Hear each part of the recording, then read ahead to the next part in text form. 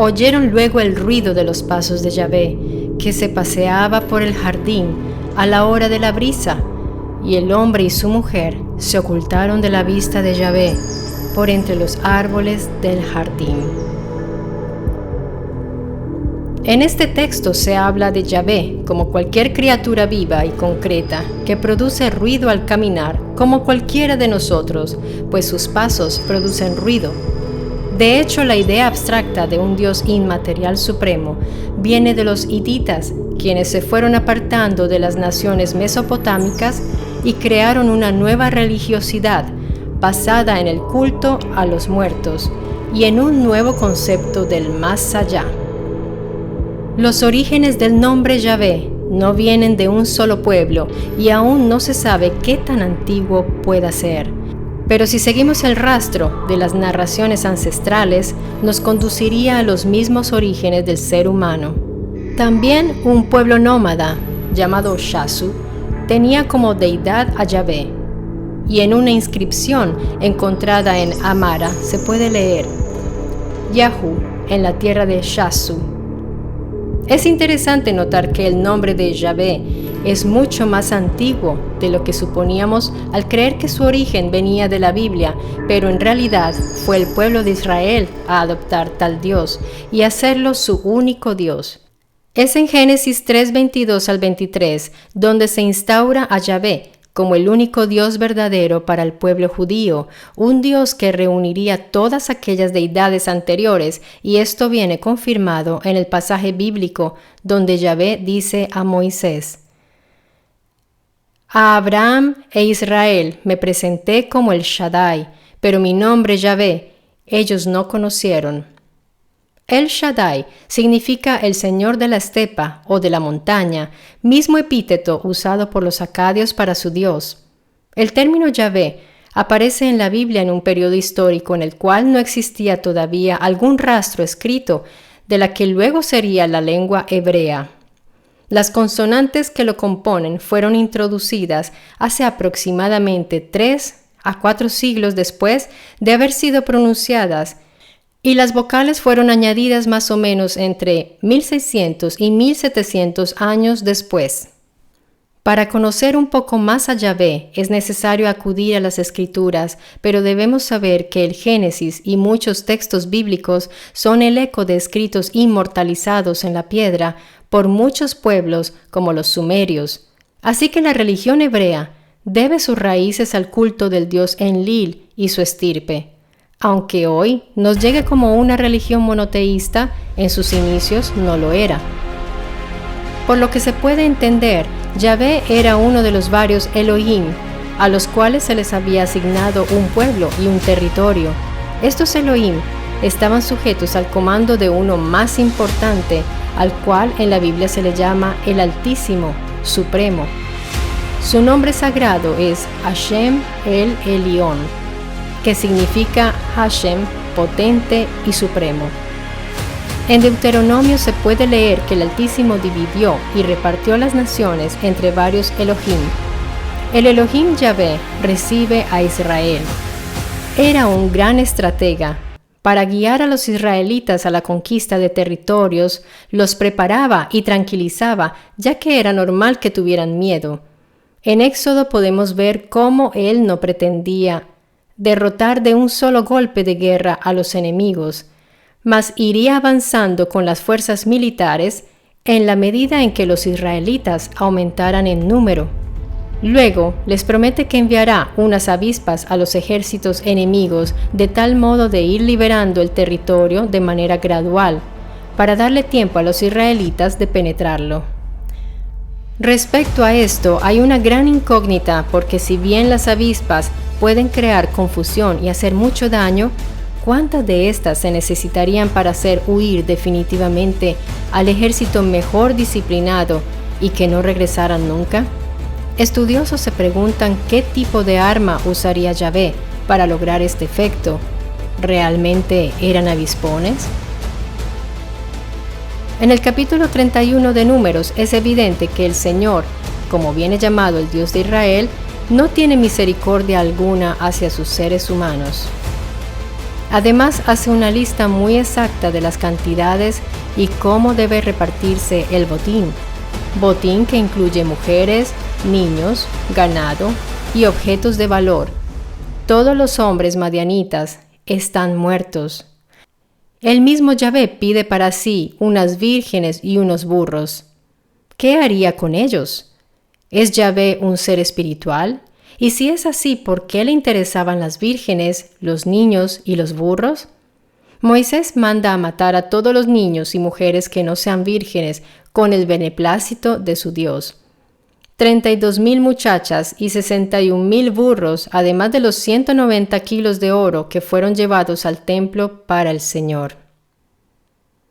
En el libro de Josué se puede ver cómo Yahvé no se hacía escrúpulos en exterminar pueblos enteros y personas desarmadas. Yahvé, lejos de ser el Dios único y todopoderoso, era uno de los Elohim, y por textos y escritos en numerosos capítulos bíblicos como Génesis, Éxodo y Deuteronomio, se puede entrever aquellos celos y temores que lo acechaban.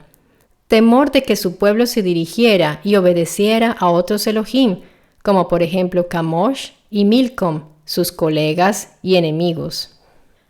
Ashera es una diosa fértil, engendradora de vida, y le viene atribuido ser la esposa de Yahvé, aunque el mismo Yahvé manda a derribar sus imágenes del templo. Yahvé realiza un pacto con los israelitas.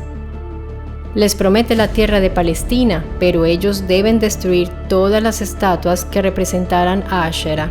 Los israelitas condenan a Ashera de un modo práctico, como muestran una serie de textos que podrían vincularse a un pacto de conquista, establecido entre Yahvé y los israelitas. Yahvé les promete la tierra de Palestina, pero ellos deben comprometerse a destruir el culto de la diosa. Derribaréis sus altares, quebraréis sus estatuas y destruiréis sus imágenes. El rey mandó al sumo sacerdote Hilcías, a los sacerdotes de segundo orden y a los guardianes de la puerta que sacaran del templo de Yahvé todos los utensilios que habían sido hechos para Baal, Ashera y todo el ejército de los cielos. Los quemó fuera de Jerusalén en el campo de Cedrón e hizo llevar sus cenizas a Betel.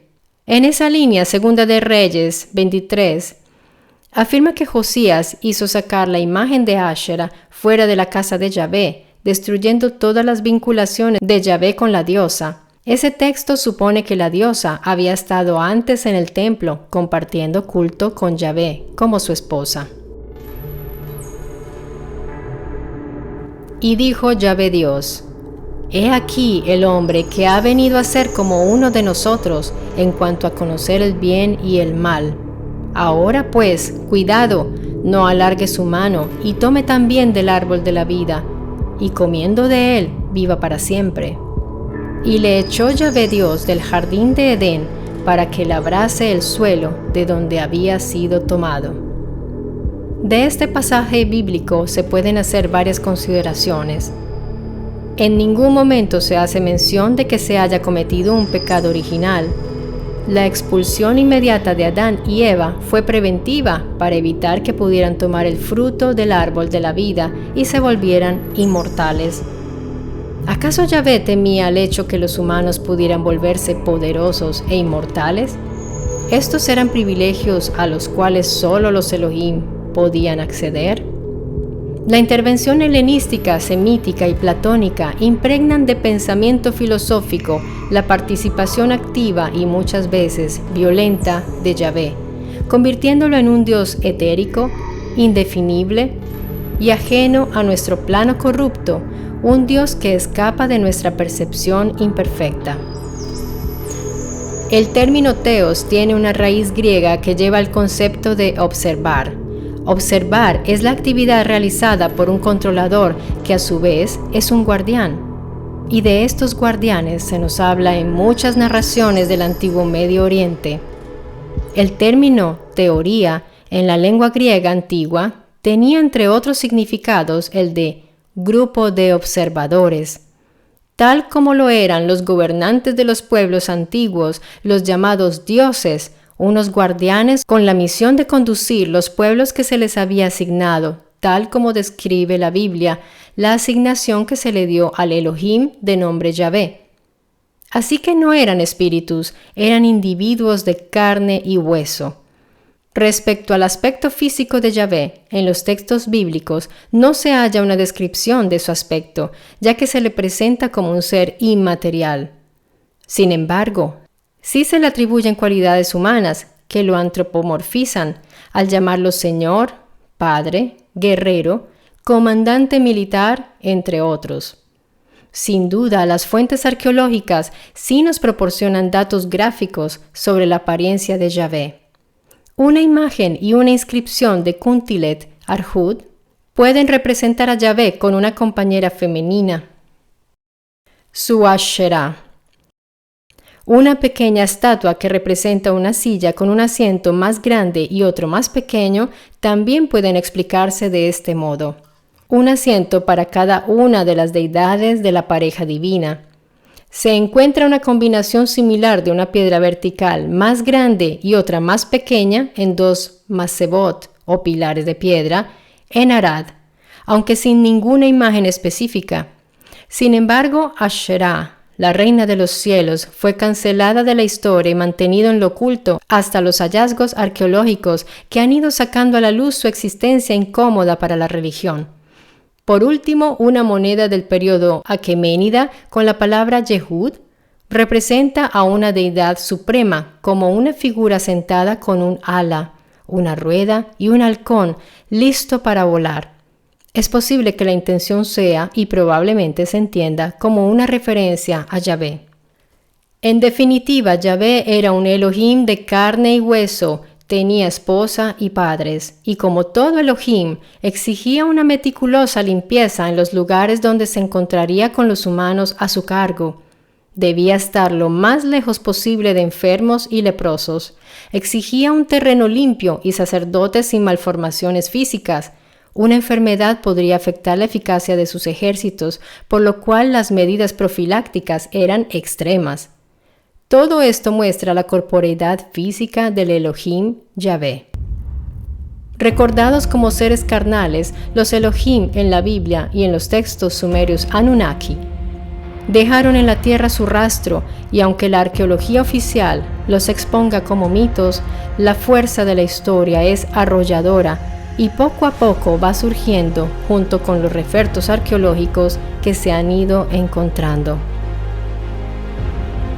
Cabe preguntarse si los Elohim o Anunnaki se fueron en su totalidad o quizás algunos tuvieron que quedarse aquí. ¿Quedarán algunos con vida? ¿O la atmósfera terrestre y estar lejos de su ambiente natural los afectó hasta su extinción? Tengamos en cuenta que eran muy longevos hasta el punto de parecernos eternos. En la Biblia se tiene referencia respecto a cuánto vivían los primeros seres humanos creados, y en la medida en que más se alejaban estos del origen genético aportado por sus creadores, menos duraban en años, hasta nuestros días en los cuales la expectativa de vida es tan ínfima que no podemos ni siquiera realizar viajes espaciales a otros sistemas. Sería interesante seguir tras el rastro porque quizás podamos hallar sus huellas y, más que eso, su posible actual injerencia en los asuntos terrestres aún vigente. ¿Qué opinas tú? ¿Crees que se trata solo de un mito? Espero ver tus comentarios y gracias por haber visto el video. Espero que te haya resultado interesante y recuerda, tenemos una cita cada semana aquí en mi Story Channel para conocer más historias y misterios. Un abrazo y hasta pronto.